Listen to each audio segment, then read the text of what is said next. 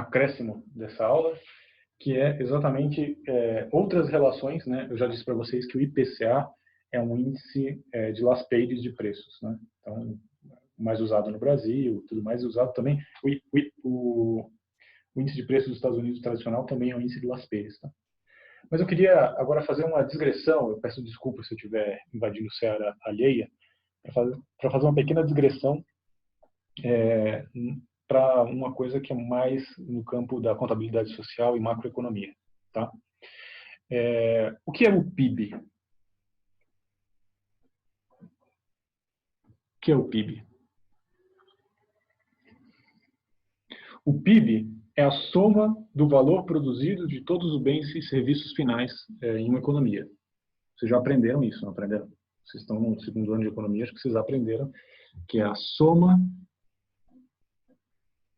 do valor produzido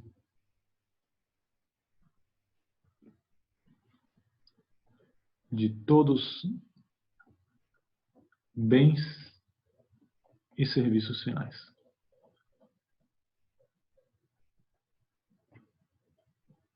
Ok?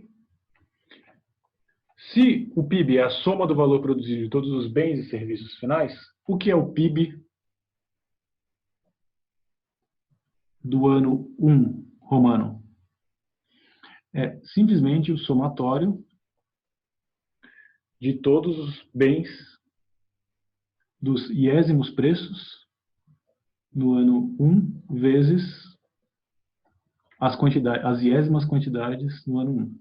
Então, pensando, seria P11 vezes Q11 mais P21 Q21 mais, digamos que eu tenho N bens naquela economia, PN1 QN1.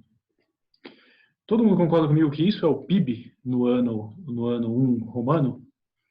É a soma de todos os preços vezes a quantidade produzidas de bens e serviços na economia naquele ano, e eu pego os preços e quantidades e abro em todos os N bens e serviços que eu tenho na economia. Concordam comigo isso? Isso é o PIB que a gente chama de PIB nominal, não é isso?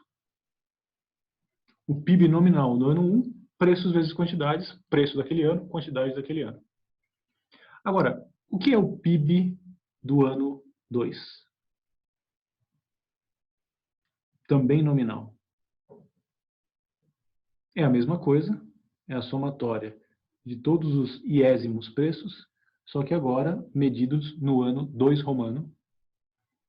Todos os iésimos bens, vezes a quantidade dos iésimos bens no ano 2 romano. Isso vai dar P1 ano 2 vezes Q1 ano 2 mais, tralalá, eu vou direto aqui para PN2 QN2. Tá? Não vou repetir o 2 aqui para não ficar perdendo tempo com essa informação que é mais ou menos simples. Agora eu queria que vocês me dissessem o que é a variação nominal do PIB? Como é que eu meço a variação percentual do PIB nominal? É simplesmente eu pegar o PIB do ano 2 sobre o PIB do ano 1 e subtrair 1. Concorda comigo? Então eu pego simplesmente o PIB do ano 2 sobre o PIB do ano 1 e subtraio 1 para obter o valor.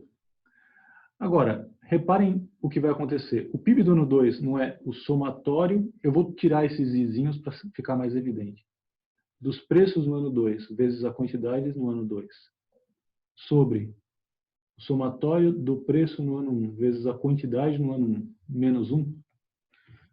Vocês sabem me dizer agora, eu vou até dar uma pausa na gravação e perguntar para vocês. O que é esse indicador aqui, pessoal? A primeira relação com a vida real é que esse índice é o índice-valor. Então, se eu pego toda a produção de um bem, de bens e serviços na economia, divido pela outra, eu estou trabalhando com índice-valor, e esse menos 1 nada mais é do que a interpretação que a gente fez do índice, da variação do índice-valor. Tá? Mas isso não é tudo bem? Me interessa analisar o PIB real e não o PIB nominal. E o que é o PIB real? Se eu for analisar o PIB real no ano 2,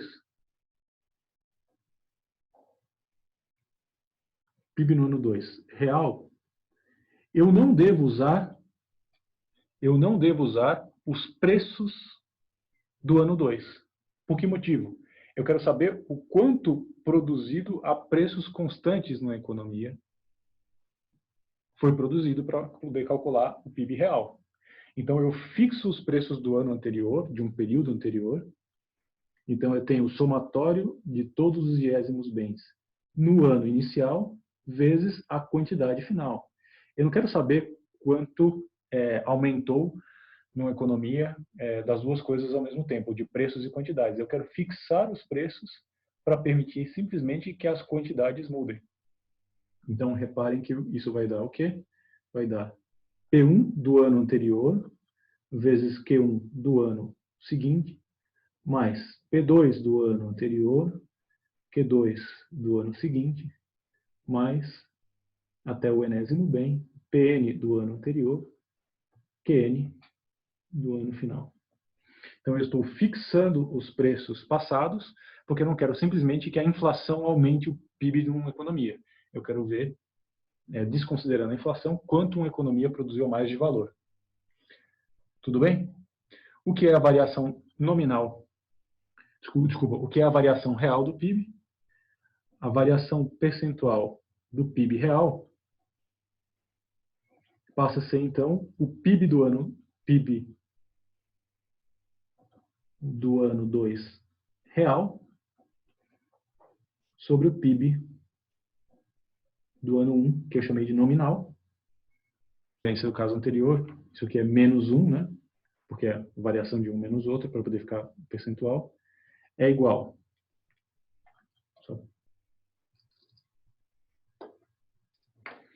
Então, PIB real do ano 2 sobre o PIB do ano 1, menos 1, é igual ao quê?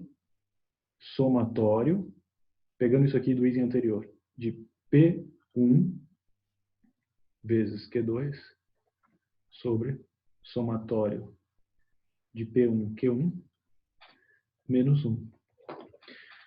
Que número índice eu tenho aqui, pessoal? Eu tenho P1 fixo e Q2 variando. A variação real do PIB tem um índice, número índice aqui. Qual é esse número índice? Olhando para a tabela que vocês têm aí, ou vocês querem que eu mostre aqui? Eu vou mostrar aqui embaixo. Tá? Olhando para essas opções aqui, qual é o que eu tenho? É um índice Lasperi de quantidade. Então, a variação do PIB nominal é um índice valor, interpretado com aquele menos. A variação do PIB real é um índice de quantidade de Lasperi, em que eu estou fixando os preços e deixando apenas as quantidades da economia variar. E não acaba por aí, pessoal. A minha incursão, digamos assim, um pouco envergonhada na área de macro, vai chegar a um elemento adicional ainda. Tá? Que é o seguinte, como você relaciona o PIB nominal com o PIB real? O PIB nominal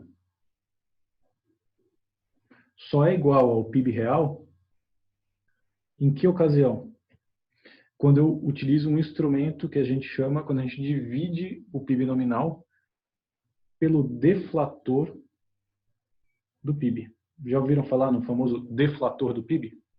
Eu pego o PIB, divido por um deflator, ele dá o PIB real.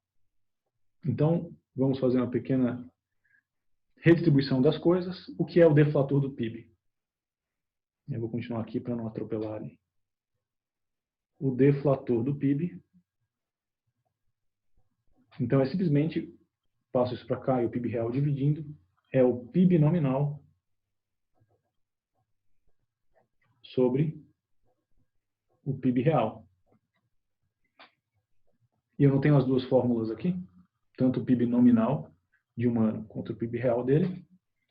Isso aqui vai ser somatório.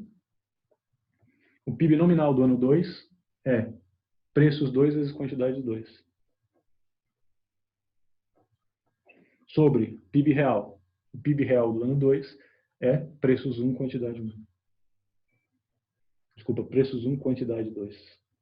É como se eu estivesse fixando as quantidades do ano 2 e deixando variar apenas os preços para poder calcular o deflator do PIB. E aí, novamente, que número índice eu tenho aqui?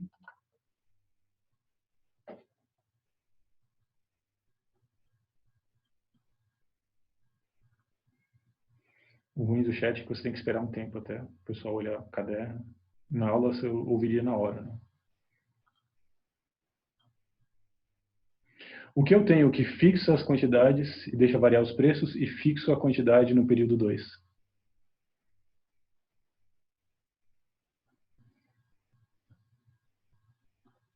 E aí, alguém se arrisca? Vocês querem olhar a fórmula de novo? Acho que dá para colocar a fórmula aqui, né? Colocar ela em cima não dá, mas, bom, confia em mim. E exatamente, Léo, é exatamente um índice de preço de baixo, né? Então, repararam como isso está muito presente na economia? Né? Apesar de que eu usei como exemplo de microeconomia para vocês, reparem que 3 dos números índices têm uma interpretação macroeconômica. A variação do PIB nominal nada mais é do que um índice valor. A variação de um PIB real é um índice de quantidade de Las Pérez. E o deflator do PIB, até o deflator do PIB entrando nessa história, é um índice de preço de Pareto. Se vocês somarem isso, o fato de que a gente já tinha visto também que o IPCA é um índice de preço de Las Pérez, vocês estão vendo que esses números índices, eles são bastante bastante utilizados, né, bastante usuais na economia. Tá? São adimensionais, de simples cálculo, mas isso, pessoal, diferencia um bom economista de um mau economista. Tá? Um bom economista sabe usar essas coisas e sabe entender o que está por trás. Um engenheiro, um administrador, um contador que for, entre aspas, brigar com vocês no mercado de trabalho, ele não vai saber de onde veio o deflator do PIB, de onde veio a variação do PIB real, que relação isso tem com outros indicadores. Se vocês olharem aqui, vocês vão entender que esses indicadores eles têm um substrato teórico mais relevante do que simplesmente uma mera fórmula convencional de se calcular as coisas. Tá? Isso é muito evidente para mim na área de finanças. Um bom economista, ele sabe de onde veio os elementos financeiros que muitas vezes são utilizados pelos outros. Ele sabe o fundamento teórico por trás disso. Tá bom? Pessoal, falta dúvida do Guilherme. Por favor, Guilherme, pode abrir o áudio aí ou digitar. Com o conteúdo da aula de hoje, pessoal, vocês conseguem fazer até o exercício 36, tá? Inclusive, pessoal, no 36 fala que o IPCA é um número índice, né? É interessante que faz isso lá. Depois eu queria dizer para vocês que na semana que vem a gente vai começar um conteúdo muito interessante para economistas. Né? O que a gente vai fazer? A gente vai começar a fazer análise de excedente do consumidor, então a gente vai começar a fazer análise de políticas públicas. A gente vai ver quando o governo intervém no mercado, o que acontece, quando algum tipo de legislação é feita no mercado, quem é afetado, como e por quê. Porque a gente vai começar a colocar agora também os produtores. Tá? Na aula que vem a gente começa excedentes do consumidor, daí a gente pula para a avaliação do equilíbrio econômico, né, e no equilíbrio como as pessoas mudam de bem-estar, né? Sei lá, uma política de salário mínimo, né? Como essa política de salário mínimo afeta, né? E a gente vai fazer medidas econômicas do que é afetado e não simplesmente comentar ou aquela análise de elevador, né? Subiu, caiu, mas a gente vai dar um número para isso. Tudo bem?